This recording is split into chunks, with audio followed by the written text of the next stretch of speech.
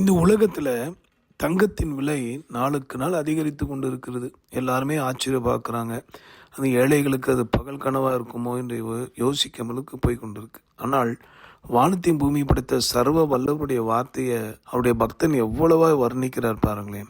சங்கீதம் 119 127. ஆதலால் நான் பொன்னிலும் பசும் பொன்னிலும் அதிகமாய் உமது கற்பனைகளில் பிரியப்படுகிறேன். அன்பானவர்களே, மனிதனுடைய வாழ்க்கையில் அவன் பல விஷயங்களுக்கு பிரியமாக இருப்பான்.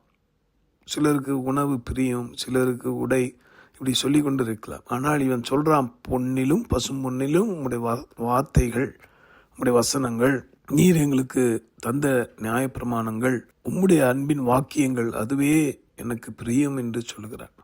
இதை கேட்குற அன்பானவர்களே, இன்று உங்கள் இதயத்திலிருந்து அவரை நோக்கி கூப்பிடுங்க. கேளுங்கப்பா, நான் இந்த உலகத்தின் மேல் பிரியம் வைத்து வைத்து எல்லாம் சலித்து போனதப்பா. ஆனால் உம்முடைய வசனத்தின் மேல் பிரியமாய் நடக்க எனக்கு கற்றுத்தாரும்.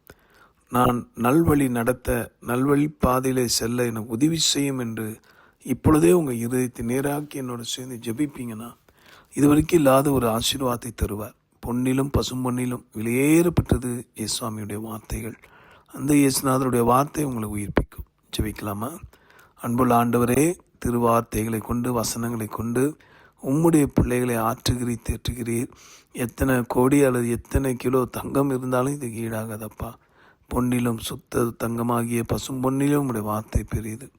அதை உணர்ந்து என்னுடைய ஜெபிக்கிற யாவரையும் ஆசீர்வதியும் காத்துக்கொள்ளும். இயேசு மூலமாக வேண்டுகிறோம் நல்ல பிதாவே, ஆமேன்.